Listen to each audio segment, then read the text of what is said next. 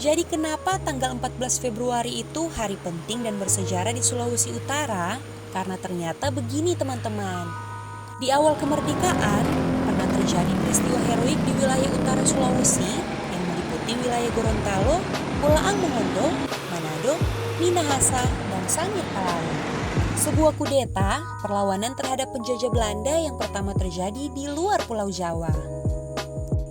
Momen historis itu kemudian dikenal dengan peristiwa Merah Putih 14 Februari 1946.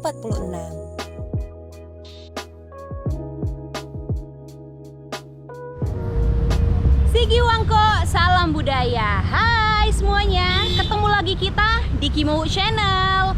Guys, hari ini 14 Februari merupakan hari spesial nih. Yaps, pasti kalian pada tahu lah ya, Hari Valentine. Tapi kira-kira kalian pada tahu nggak nih kalau 14 Februari merupakan hari penting dan bersejarah di Sulawesi Utara? Pasti banyak yang belum tahu kan? Makanya guys, biar kalian gak bingung dan kalian jadi tahu juga, ikutin terus sampai cerita kali ini cuma di Kimo Channel. Sejarah mencatat, selama Perang Kemerdekaan RI dari 1945 sampai 1949, hanya kudeta 14 Februari 1946 yang berhasil merebut kekuasaan Belanda dan menggantikannya dengan suatu pemerintahan nasional yang merdeka. Saat itu semua pejabat Belanda Nikanil ditangkap, ditawan, dan dideportasi ke Morotai. Peristiwa itu sangat besar pengaruhnya untuk meyakinkan dunia tentang proklamasi kemerdekaan Republik Indonesia.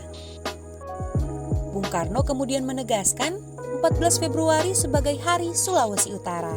Berita tentang proklamasi kemerdekaan Indonesia pada tanggal 17 Agustus 1945 sangat cepat sampai ke berbagai penjuru Nusantara.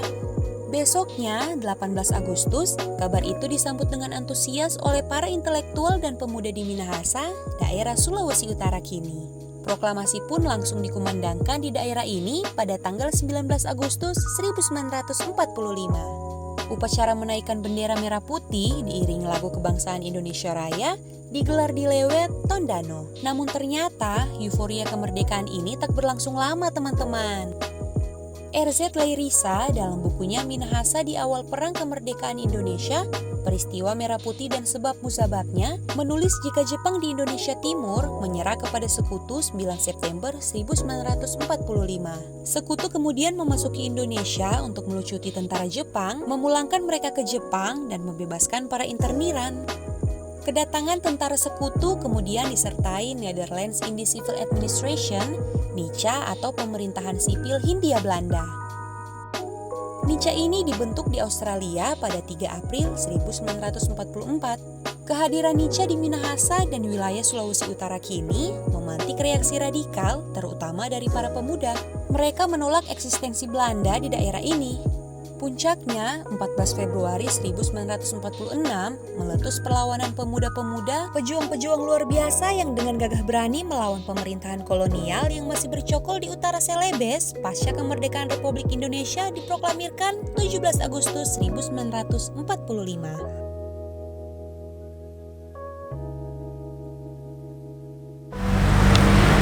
Menaklukkan Tangsi Militer Teling yang juga markas Garnisun Manado dicetuskan tanggal 13 Februari 1946 teman-teman.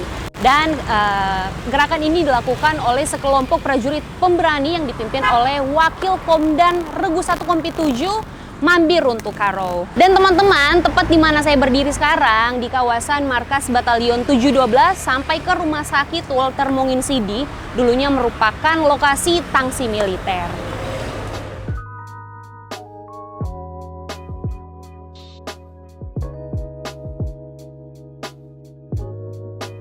Indonesia merdeka 17 Agustus 1945, tapi daerah Sulawesi Utara baru merdeka 14 Februari 1946 ketika para pejuang di daerah ini memenangkan pertempuran heroik melawan Belanda di Manado dan beberapa tempat lainnya di daerah Sulawesi Utara.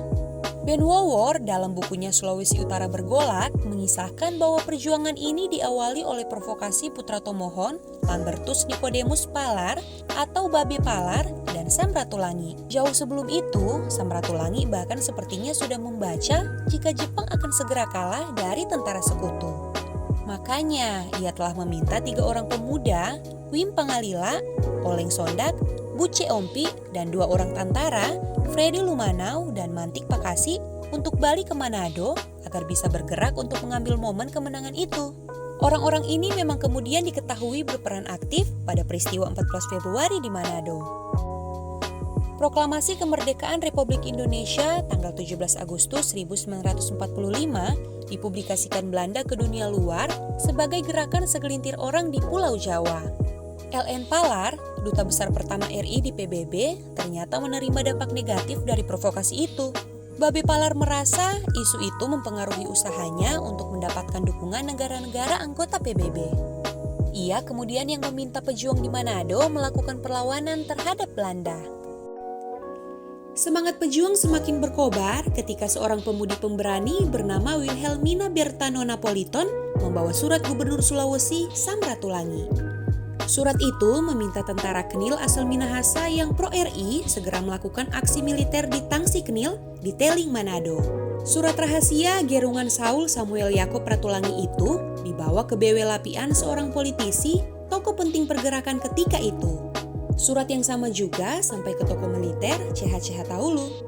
Tentara Knil dan tokoh masyarakat maupun politisi Sulawesi Utara yang pro-RI kemudian langsung merancang perebutan tangsi tentara Knil di Teling. Peristiwa itu direalisasikan para pejuang pada tanggal 14 Februari 1946 dini hari.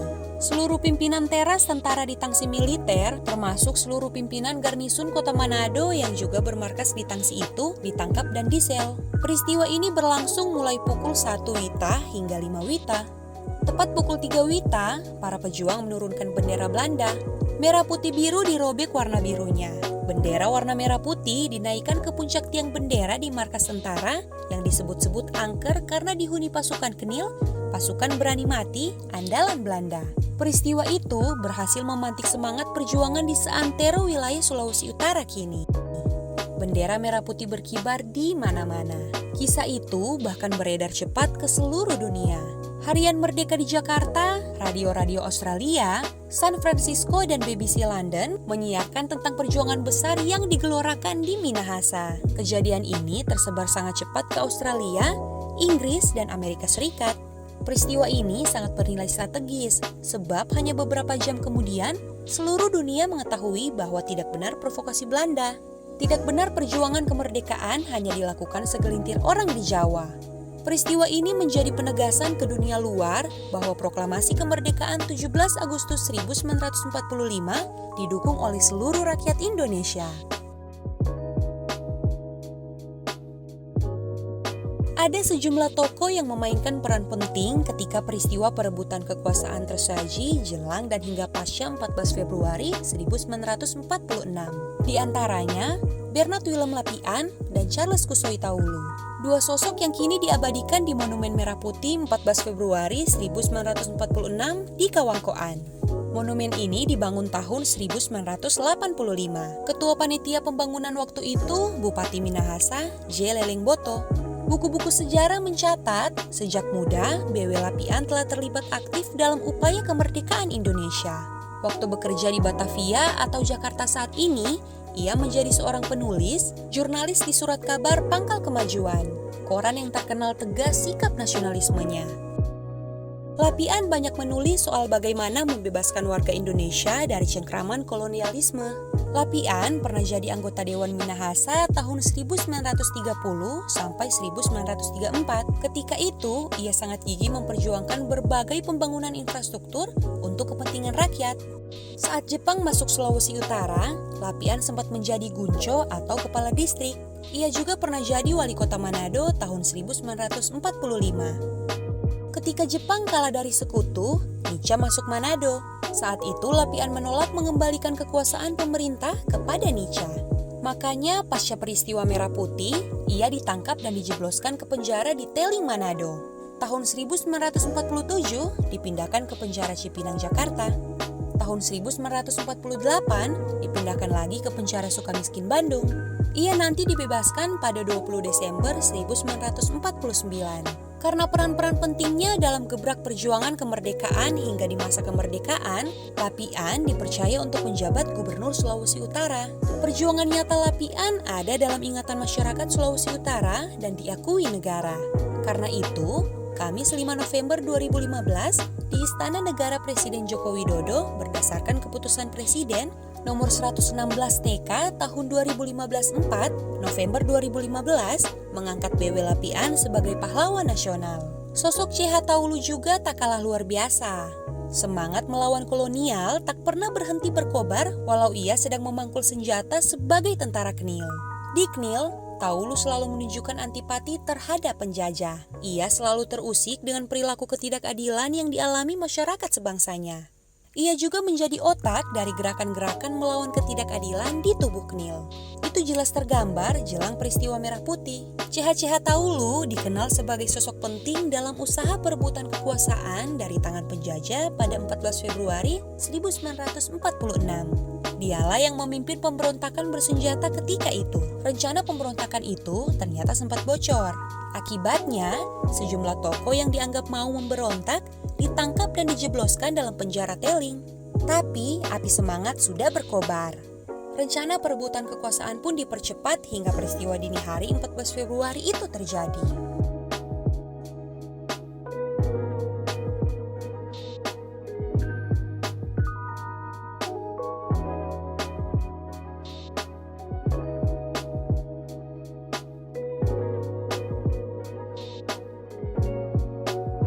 Sejarah perjuangan orang-orang Sulawesi Utara sering terabaikan, bahkan oleh orang-orang Sulawesi Utara sendiri.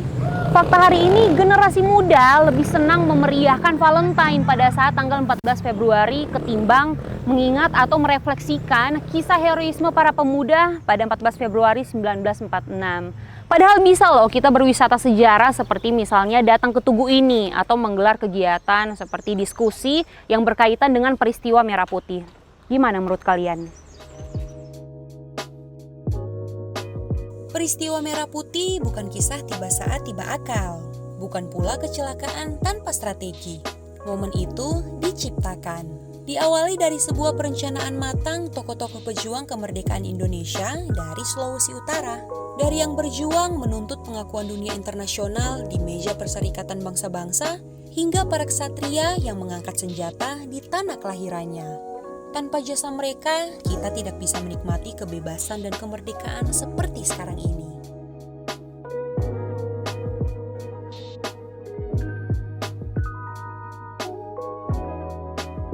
Oke, kalau gitu teman-teman, sampai di sini dulu Torang Pescerita kali ini, dan pastikan kalian ikutin Torang Pescerita berikutnya cuma di Kimo Channel. Bye. 3, 2, 1 ya. Padahal bisa loh kita berwisata sejarah seperti misalnya datang ke Tugu ini ataupun melakukan kegiatan-kegiatan seperti diskusi untuk mengingat atau merefleksikan apa peristiwa Merah Putih. Ulang kau. Merah Putih. Roll 3, 2, 1 ya, masuk. Padahal